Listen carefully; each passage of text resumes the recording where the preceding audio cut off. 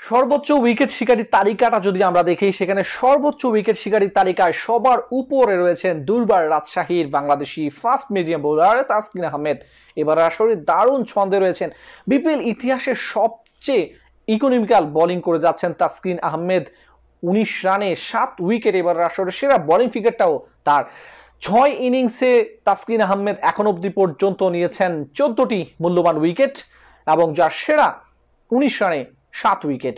2 নম্বরে রয়েছেন রংপুর রাইডার্সের আবু হায়দার রনি। 5 ম্যাচ খেলে আবু হায়দার রনির ঝুলিতে রয়েছে মূল্যবান 11টি উইকেট, সর্বোচ্চ 44 রানে 4 উইকেট তার এবারের সেরা। 3 নম্বরে অবস্থান করছেন সিলেট স্ট্রাইকার্সের তানজিম হাসান সাকিব। এই প্রমিজিং ক্রিকেটার এবার আসলে 6টা ম্যাচে খেলেছেন, 6 ম্যাচে তারও সমান 11 উইকেট। তবে দুর্দান্ত বোলিং করে যাচ্ছেন, 23 রানে 2 উইকেট এই বোলারের সেরা বোলিং ফিগার। সর্বোচ্চ উইকেট শিকারী তালিকায় 4র্থ নম্বরে রয়েছেন রংপুর রাইডার্সের Pakistani all-rounder Khushdil Shah. Bat ball দুই দিকেই সমানভাবে রংপুর রাইডার্সকে এগিয়ে নিয়ে যাচ্ছেন তিনি।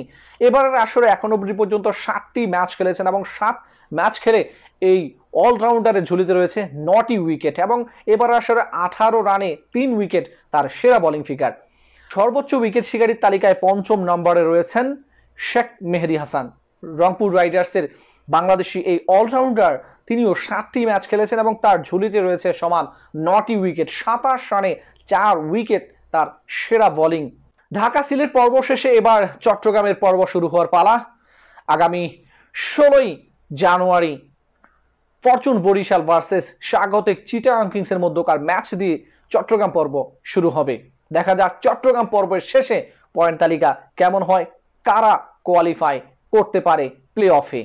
আপনিও জানাতে পারেন আপনার মতামত কমেন্ট বক্সে। ধন্যবাদ।